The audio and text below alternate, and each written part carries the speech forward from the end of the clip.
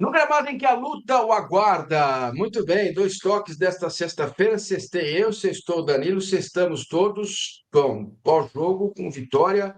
E acho que a vitória é indiscutível, né? Mas, ô Danilo, tem algumas notícias do jogo, como a gente não pode ver nada, falar com ninguém, ver treino, coisa nenhuma. Tem algumas boas notícias do jogo que eu quero dividir com você e ver se você concorda comigo ou não. Primeira delas, o Veiga. Não é que o homem falou, ele perdeu forma jogando, vai readquirir jogando. E o Veiga ontem mostrou, não só pelos gols, mas também pelo posicionamento, né, Abel? Ele colocou o Veiga mais perto do Endrick como meia, e não lá do lado esquerdo, ou como volante, ou do lado direito, encostado na linha lateral, né? E até viu o Veiga um pouco, né, tenso por ter feito os gols e se livrado um pouco dessa pressão. Esse é o primeiro. O segundo, que ninguém falou ainda a respeito disso. Dois jogos seguidos, dois pênaltis convertidos. Será que mudou? Fala um pouquinho do Veiga primeiro, para a gente depois falar dos pênaltis. E bom dia, boa tarde, boa noite a todos aí. Sempre a mesma coisa, gente. Like, passa para os amigos, vamos Vai. embora. É, Bom, a questão do Veiga, né? Eu acho que eventualmente o Abel estava querendo fazer algum teste, ganhando alguma pole numa nova valência para o Veiga, não sei, mas porque assim, todo mundo estava vendo que ele precisava voltar a jogar pela direita, que ele gosta de jogar pela direita, que sempre foi onde ele rendeu mais. E aí, ontem ele fez os gols, e eu acho que, independentemente da atuação em si, mas os dois gols são gols daquele que você faz e o atacante faz assim, ó, tira, sai zica, porque dá confiança para a sequência. Tem uma coisa que o Abel fala sempre, e eu concordo muito: a confiança muda muito o jogador. É um negócio absurdo que confiança muda todo mundo, né? Mas num esporte muda ainda mais. Então eu acho que essa é uma questão muito importante, mais até do que jogar pela direita. A confiança que o Veiga pega é importante, lembrando que ele ficou um pouquinho sem jogar, né? Que era o que o Abel dizia que ele precisava. Foi um poupado um pouquinho e pôde voltar a jogar. A única coisa que me deixa um pouco triste agora, o Massini, já aproveitando, o Abel percebeu que o Endrick tem que jogar mais próximo da área, mas percebeu agora faltando 6 jogos. E ontem, de novo, ele não deixou a gente ver os moleques junto, Massini, pelo amor de Deus. Quando eu vi na beira do gramado o Luiz Guilherme, eu falei, agora! Aí o Estevão já aproximou e falou, vou sair. Eu falei, putz. É. E acho que não vamos ver, viu, cara? Acho que não vamos ver. Acho que essa. O que eu pergunto para as pessoas próximas lá no Palmeiras, né?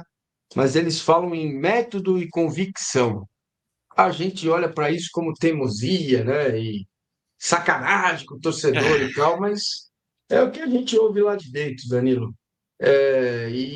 Cara, parece, apesar de não ter feito o primeiro tempo primoroso, mas teve quase 70% de posse de bola. O Liverpool é um time fraco, é fraco, né? Ah, foi campeão uruguai. Foi na temporada passada, perdeu 7 jogadores. Mas acho que é interessante você jogar com um time assim, fazer gols e já é a segunda melhor campanha, né, da Libertadores. Se o Galo bobear e o Palmeiras ganhar as duas, ele vai ser a melhor campanha ou a segunda melhor, que ele garantirá fechar os mata-matas aí até pelo dependendo lá do sorteio, um bom tempo na Libertadores, que só volta depois da Copa América. Mas quarta que vem tem jogo contra o Independente Del Valle e depois o São Lourenço, né? Depois o Del Valle. Ou ao Não, é contrário, é o Del São Valle e depois Lourenço, São Lourenço. Del Valle e depois São Lourenço. Bom, então dois pênaltis, dois gols, 100% de aproveitamento, Danilo. Que é isso, meu? Ó, tô até Mudou. soltando fogos aqui. O Estevão, a batida do Estevão é absurda. Ontem a do Gomes foi mais tranquilo, né? 4-0 já, mais um ou outro a menos ali, e o Gomes lutando pela artilharia. Mas tem que observar essas pequenas boas notícias que vão acontecendo aí, né? E o Palmeiras ontem, Massini, ganhou sem fazer muita força, né? É o que você falou, né? Controlou o primeiro tempo, fez 1-0 aos 44. Depois, não era aquele jogo que você falava, meu Deus, que massacre, 40 chutes. Não, era troca a bola, troca a bola, troca a bola, espera a melhor oportunidade, gol. Troca a bola, troca a bola, troca a bola. Próxima oportunidade, gol. Foi dosando força, né? Uma vitória, assim, para não deixar ninguém. Tirando o Aníbal, que foi acho que um encontrão, né? Alguma coisa que ele ficou tonto ali.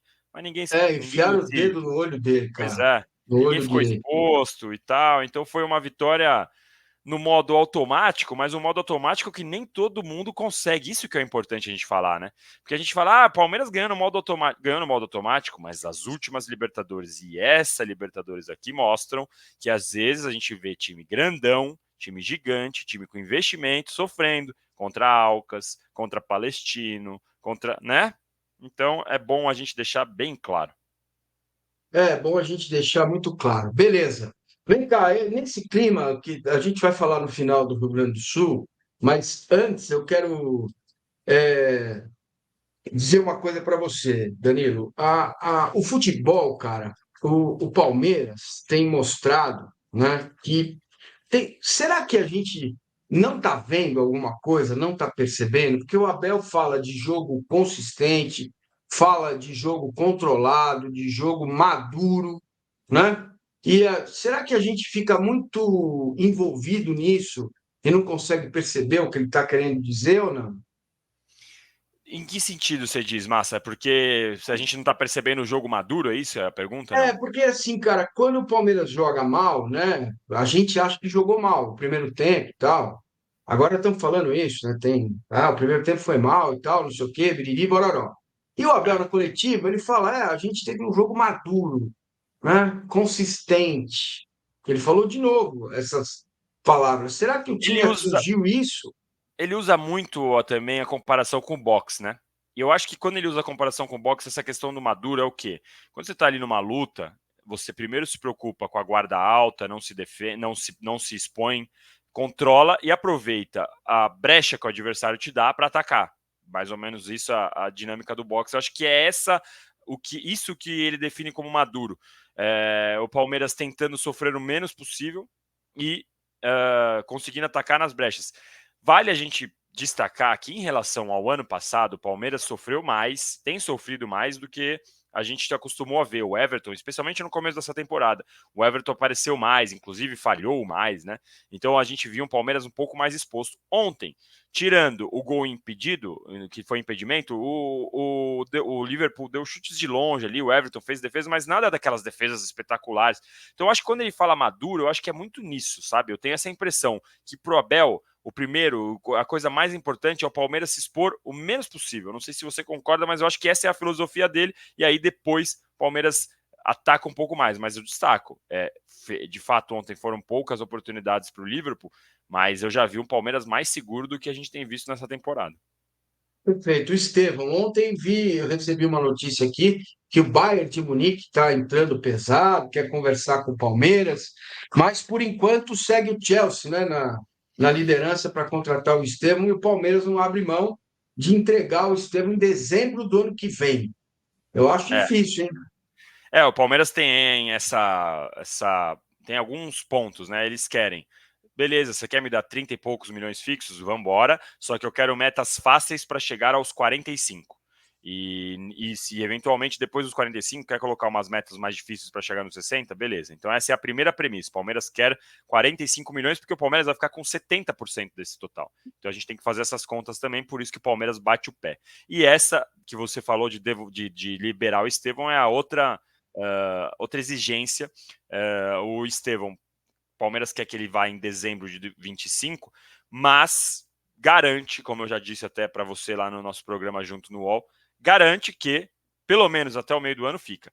Eu acho difícil, ô Massini, você negociar com um time da Europa e falar que o cara vai só em dezembro, porque a gente sabe que o calendário é diferente e para eles é muito importante fazer a pré-temporada, fazer o começo da temporada junto, e essa pré-temporada é logo depois do Mundial.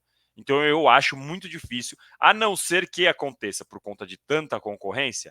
O Chelsea chega com uma proposta e fala: eu tenho aqui ó, os 45 que você quer, toma. Quando você quer o Estevão? Eu quero em julho. Aí o Bayern chega e fala: eu tenho os 45 que você me dá em dezembro. Aí pode ser que o Palmeiras, né? Mas eu vejo todos os times europeus querendo o Estevão em junho. E tem mais, viu? Uma coisa que a gente às vezes fala pouco. O jogador vai querer ir também, o empresário vai querer ir também, porque os caras querem realizar esse desejo, querem jogar na Europa. Não é nem questão de amar ou não o Palmeiras, é um sonho de toda criança que joga futebol, é jogar num Real Madrid, num Bayern da vida. Isso que você falou do Bayern é verdade. O Palmeiras sabe da concorrência e por isso não fecha nada agora, a não ser que seja um negócio incrível, espetacular. O Palmeiras vai fechar. Enquanto isso, meu amigo, Chelsea, você está na liderança. Banho-maria aqui. Mas se você ficar esperto, se você não ficar esperto, você vira o Botafogo na concorrência. Perde, derruba, chega o Bayern e ultrapassa todo mundo. Ou o PSG, ou o City. Até o Arsenal eles falam que tem interesse também. Beleza, então, meu amigo, deixa o like, se inscreva no canal, tá bom? Olha, eu não achei os cartões aqui, nem o amarelo, nem o vermelho, não sei onde eu enfiei.